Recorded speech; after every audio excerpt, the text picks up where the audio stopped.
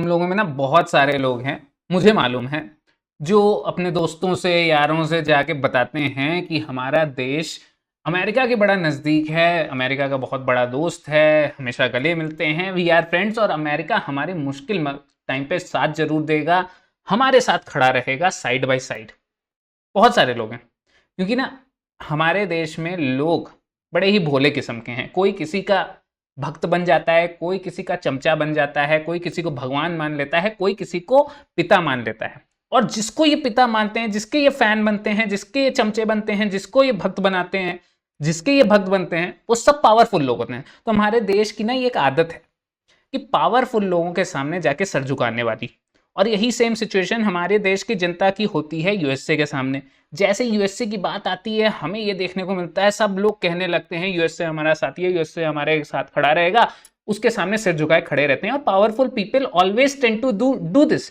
उनका काम ही यही है कि आप जैसे भोले भाले लोगों को ये दिखाएं कि तुम में इतना दम तो है नहीं कि कुछ कर पाओ, तो हमारे सामने नतमस्तक बने बैठे रहो। और इसी के कारण आप यूएसए की सच्चाई देख नहीं पाते हैं। तो ये जो आप लोग एक नैरेटिव पेश करते हैं इंडिया में कि USA is a friend of India, ये नैरेटिव पेश करना आज से अभी से बंद कर दीजिए, क्योंकि मैं आपको बता रहा हूं कि USA, United states of America, किसी देश का सगा है ही नहीं। और ये सच्चाई है। USA is a powerful country, और पावरफुल बनने के लिए उसको कहीं ना कहीं चालाकी और गलत काम करने पड़ते हैं। आप ये मान के चलिए, जिसके भी आप भक्त बने बैठे हुए हैं, जिसके भी आप चमचा बनते हैं, जिसको भी आप अपने सर चढ़ाए बैठे हैं, वो सब लोग जो भी पावर में हैं, they have done wrong things. और रॉन्ग थिंग्स करने के बाद ही वो वहां तक पहुंचे। अगर वो रॉन्ग थिंग्स के बारे में हम डिस्कस करने लगेंगे, हम बात करने लगेंगे ना, तो ये सारे लोगों का जो इमेज है आपके सामने, वो खराब हो जाएगा। तो तुम फिर कहने लगोगे यार ये तो गलत बता रहा है, ये तो गलत बात है। लेकिन सच्चाई ये है, अगर कोई पावरफुल पहुंचा है, पावर में बैठा है, तो उसके पीछे उसने बहुत गलत काम किए जो कि मॉरली आप नहीं कर पाएंगे। तुम कहोगे यार ये तो मैं नहीं कर सकता, लेकिन वही काम वो व्यक्ति करता है और तभी वो वहां तक पहुंचा हुआ है। मैं प्राइम एग्जांपल दिखाता हूं तुम्हें यूएसए का। यूएसए ने क्या किया, वेनेजुएला पे अटैक कर दिया। अब जब वेनेजुएला पे अटैक कर रहा है, तो क्या कह रहा है कि ड्रग ट्रैफिकिंग के कारण मैं वेनेजुएला पे अटैक कर रहा हूं। सच्चाई ये है कि वेनेजुएला के ऊपर 2019 के पहले से यूएसए सैंक्शन लगाता आया था। क्यों लगाता आया था? क्योंकि उसको पता था कि वेनेजुएला के पास सबसे ज्यादा बड़ा ऑयल रिजर्व है। और आप सभी लोगों को पता है, अगर नहीं पता है तो मैं बता देता हूं, USA goes for oil reserves. बहुत सारे ऐसे देश हैं जिनके सिचुएशन में, जिनके पॉलिटिक्स में अनरेस्ट आया, इंस्टेबिलिटी आई, लेकिन उनको अटैक नहीं किया है यूएसए ने। अगर आप पिछले 50 साल की बात करें, देखिए कोलंबिया में आया अनरेस्ट, फिलीपींस में आया, मोरक्को में आया, अंगोला में आया, लाओस में आया, सोमालिया में आया, म्यांमार में आया, सूडान में आया, डीआरसी में आया, बुर्किना फासो, तुनिसिया, पेरू, इन सब जगह पॉलिटिकल अनरेस्ट आया। लेकिन कहीं भी यूएसए ने इंटरवीन नहीं किया। क्यों नहीं किया वो आप समझिए। लेकिन यूएसए ने कुछ जगहों पे इंटरवीन किया जहां पे आप पाएंगे हर एक देश में बड़े ऑयल रिजर्व से। सीरिया में किया, इराक में किया, ईरान में किया, वेनेजुएला में भी किया, लीबिया में भी किया। तो ये सारे वो देश हैं जहां पे बहुत बड़े बड़े ऑयल रिजर्व थे। और सच्चाई ये है कि ये वही सारे देश थे जो यूएसए के इंटरवेंशन के पहले ठीक ठाक चल रहे थे। यूएसए करता है क्या है कि एक प्रोसेस बताता है, और वो प्रोसेस के जरिए उस देश पे ये हावी हो जाता है। आपका देश इंडिया अगर आज कमजोर होता, तो यूएसए आज इंडिया पे भी हमला करने के पहले सोचता नहीं। फिर आपके जो प्राइम मिनिस्टर हैं या बड़े लीडर्स हैं, जाके ये कहते ना रहे कि हम देश के साथ, हमारा बहुत अच्छा लेना देना है यूएसए से। नहीं है। USA is and will always be a powerful country, और उसका काम यही है कि जो कमजोर दिखेगा उस पर वो चढ़ जाएगा। तो कभी ये सोचने की गलती मत कीजिएगा कि यूएसए आपका सगा है।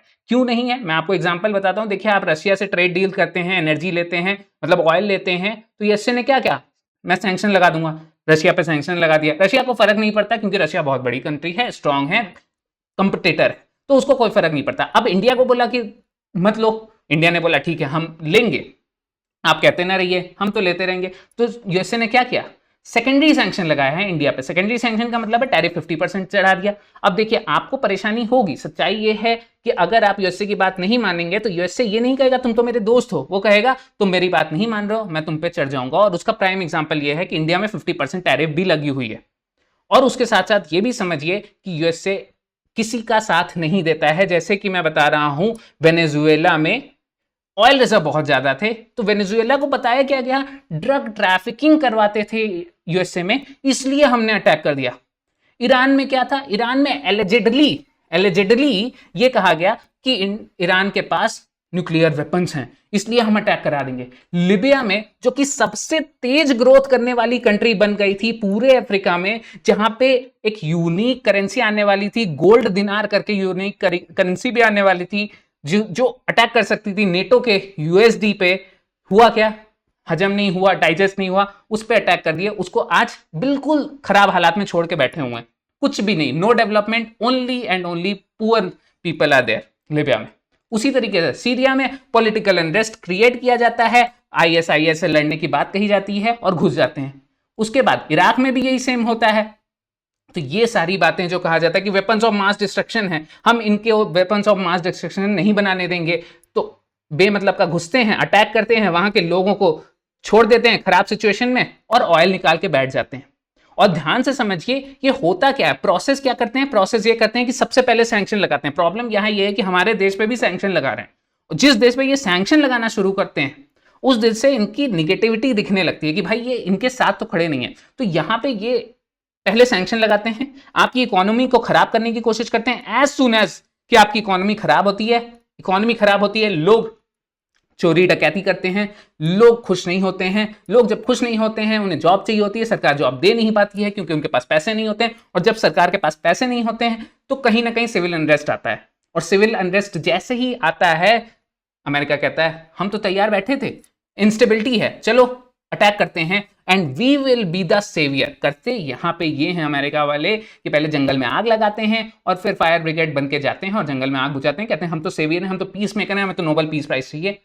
तो ये काम है अमेरिका का, और सेम यही काम वेनेजुएला में हो रहा है। वेनेजुएला में जाएंगे, वहां के ऑयल रिजर्व्स को खाली करेंगे, उससे पैसा कमाएंगे और वेनेजुएला को पेरिश सिचुएशन में छोड़ देंगे, मतलब it will be a poor country again.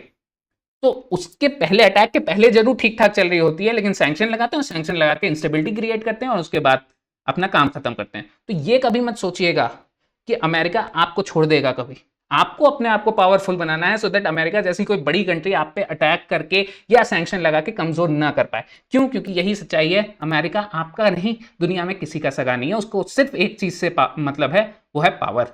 तो ये कभी भी किसी भी व्हाट्सएप यूनिवर्सिटी में किसी भी जगह पे ये मत कहते फिरिएगा कि अमेरिका तो हमारे साथ है, सबसे बड़ी कंट्री हमारे साथ है, अमेरिका जो कर रहा है वो अच्छा कर रहा है। नहीं, अमेरिका जो कर रहा है वो अच्छा नहीं कर रहा है, मॉरली हमेशा से गलत करता है और वो आपका साथी नहीं है।